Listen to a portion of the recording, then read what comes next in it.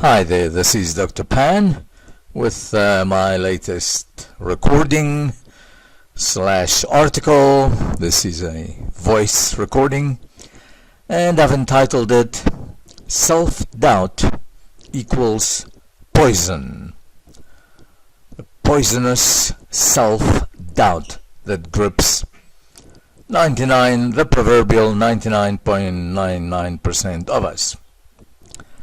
It took me, my friends, about 35 years to realize what an incredibly gifted and successful individual I was. Please, I take no credit. These things come. You're born with them from the creative intelligence. It's a gift from the creative intelligence. But the sinister thing is that it took me 35 years to realize that I had these gifts, that I was successful, that actually we all are. We all have this unique metaphorical song, gift, ability that we're born with, or more than one, that is so phenomenal, so awesome, to put it in my American friends' terms, so stunning, to put it in British terms, etc. Okay, we're all born with that special something that is so individual, so unique, that no one else has it. So, what the dickens do I mean? I'll let the new science of neuroplasticity explain in the simplest of so-called layman terms. Neuroplasticity has irrevocably proved the old adage, we become what we think about all day long. That's worth repeating. We become what we think about all day long. Alright, now my experience. I've never known what it's like to come second in class. I always came first and was always elected class captain. Now, there's a problem with that. No one, and I mean no one, told me what an incredible accomplishment that was till I was 35 years old, when I offhandedly mentioned it in a Toastmasters Club speech, whose theme was totally another subject. Result? I just lived life feeling I was an ordinary old Joe. There is no such thing as an ordinary old Joe. Please, I'm not making myself to be special. As I say, we all are special, okay? We all have this different, unique gift. So, thinking of myself as an ordinary old Joe, I manifested a low self-esteem, societally brainwashed, lackluster, bland, vapid, insipid, etc. life. Nothing to write home about, so to speak. Now, whilst studying, I worked part-time selling retirement annuities. I was always lauded as the top salesman. This was about 30 plus years ago. I never had the money to study full-time, so I was always a part-time studier. One Monday morning, whilst shaving in the morning, a random thought occurred to me.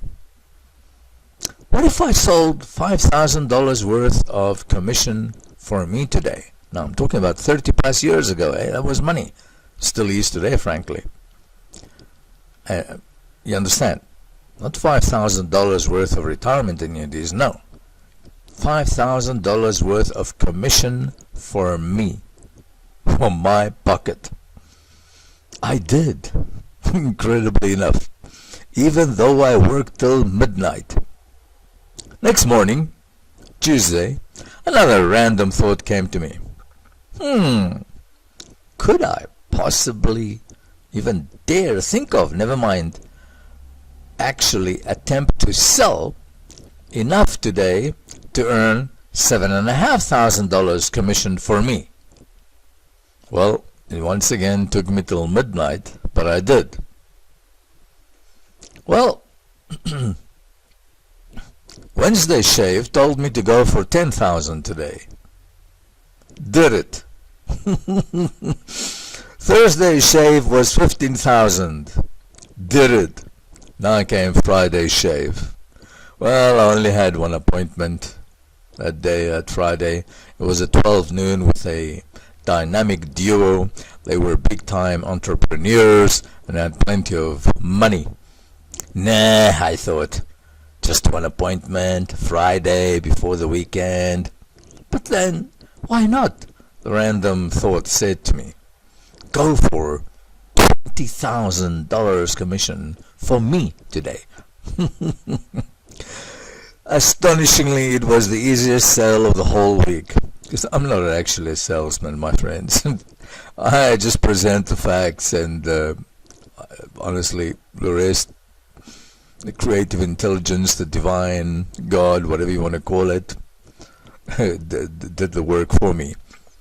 I actually netted $22,000 and some cents, random cents, for me, commission-wise, that day. And I was done by 1:30 p.m. I went to the office of the huge corporation I was working for and submitted all the paperwork for the week's sales. Took the afternoon off. I said I was a part-timer, was studying, that was my goal, and forgot about it. And that next Monday morning we had a general meeting. So as I walked in 1 hour late, as I say, part-timer, who cares? I had no hours or obligations. I was working for a commission only, no salary. The meeting, which was in full swing by then, came to an abrupt end as my sales manager ran up to me, hugged me, and everyone gave me a cheering standing ovation as he led me to the front of the room. Oh my God, I thought, what have I done wrong now? That's a brainwashing of society. Well, what did I do wrong now? Well, it turns out my feet, quote unquote, honestly, it was a gift from the divine. As I said, I am not a salesman. I don't want to be a salesman. I was never a salesman. I just went through the motions. But apparently my feet had never before been done. I was loaded no end. They asked me a gazillion, quote unquote, questions about how. What inspired me? What books had I read? What was the name of my mentor? And a host of other such questions. After I recovered from my extreme shock and shyness, I was always a very retiring and introspective individual. In many ways, I still am. Very much so. My response was my shaving random thought. That's the truth. And then a kind of stolid and stunned and skeptical atmosphere filled the room for 10 seconds or so, till once again applause exploded all around me. Anyway, one wonderful upshot about this phenomenal week is my colleagues, encouraged by my gumption, started having their own random shaving thoughts. And they sold so many retirement annuities, we became the most successful office in the whole country by far, and were rewarded to 10 days vacation in the exotic and beautiful tropical island of Mauritius in the Indian Ocean, with fully paid expenses, air tickets, the works. We loved it. And they paid for our significant others to come with us. No charge. Wow. Thank you, dear Infinite. Dear Creative Intelligence. I since have duplicated this kind of success, but now in my field of choice, naturopathy and hypnotherapy. As the guide, as the teacher, I want to emphasize, my friends, not the healer. I never healed anyone. I only guided. I was only the teacher. The infinite, the creative intelligence is the one who does the healing. whoever and whatever that is, okay? As the guide, as the teacher, I led people to healing from everything, from arthritis to cancer, and in between, from dysthymia, which is a low-grade depression, to schizophrenia, and in between, even HIV/AIDS. Now, everyone that came to me, heck no. But 6 or 7 out of 10, yes. Listen to me, listen to my guidance, and they were healed by the divine, by the infinite intelligence. And then, up until I retired, I don't work as that anymore. I now focus on my books, my speeches, my articles. But up until I retired, even medical doctors, psychologists, nuns and monks even would come to me for healing. Some considered me a spiritual guru. I laughed so hard when I first heard of that in my rooms. This lady had come to me for advice. He says, you as a spiritual guru, you really have a good reputation, and I need some help with my life. I stopped laughing 5 minutes later. I'd never heard that before. Anyway, as I say, I was only the guide. I had the university training knowledge. I was the teacher. The infinite, the creative intelligence was doing the healing, not me. Please make no mistake about this. So, the moral of the story for us ordinary Joes who do not realize that every single one of us on this planet is exceptional. We're born with that unique, that ineffable gift, that song of songs, that ability that no one else has. Moral of the story, number 1, eschew, which is a nice old ancient English word for avoid, like the plague, self-doubt, or any kind of doubt. Give it a wide berth. Give doubt a wide berth. It's a certain poison and a killer of dreams and marriages, and it engenders broken homes, shattered children, and addictions to alcohol, narcotics, etc., etc. Nightmare. When it comes knocking, and it will, welcome it. As Rumi says, the famous poet, Sufi poet Rumi, R-U-M-I, love it, kiss it, and quickly send it on its way. I agree. Thank you, Rumi. Secondly, cultivate faith in the infinite, in this creative intelligence. Science has proven that now.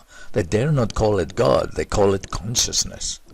Modern science, my friends, has proven the creative intelligence.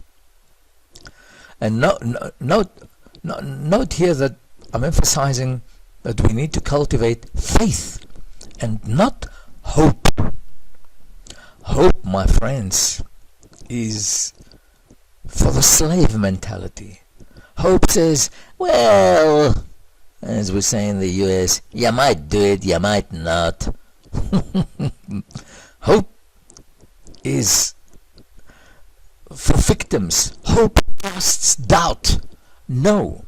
Faith, on the other hand, engenders empires. Faith and trust in that infinite intelligence that science has now proven is the only thing that really exists, and we as its children. Another 2 cents worth from me. Know you're going to do it. No willy-nilly here. No, well, I'm going to try. Remember the old Star Wars movie. There is do or there is not do. There is no try. I always used to tell my clients, put your palm on the desk here, and they would. And I say, okay, now raise your index finger. Boop. No, I would say, sorry. I would say, try and raise your index finger. Whoops, up the index finger would go. I'd say, no, put it down. And I would repeat. I'd say, try and raise your index finger. And then they would do this 2 or 3 times. Say, no, put it down. I said, try and raise your index finger. And then smilingly it would sink in. You can't try and raise your index finger. You either will raise your index finger or you will not. Okay? So never hope for anything again. Hope is an affirmation of self-doubt in yourself, in your community, in the infinite creative intelligence, which, as I say, modern science calls consciousness, because they dare not call it God. And lastly, last 2 cents worth, never give up. Never give up, my friends. Because if you do, well, it's game over, ain't it? As we say in Texas, never give up. Know that you will accomplish your goal with that ineffable gift that you were born with. Go do it now, my friends. Go do it now. That's my invitation to you. The universe rewards faith, and where necessary, action. It's not always necessary to take a whole lot of action. Sometimes faith is enough, but of course, in many instances, well, you may need some action. Well, do it. I love you all. This is Dr. Pan. Hey, somewhere in this, I don't know how I'm going to post this. I'm gonna, be posting, the tons of scientific evidence to back all this up. I love you, my friends. Have a wonderful day. This is Dr. Pan. Till next time. Adieu.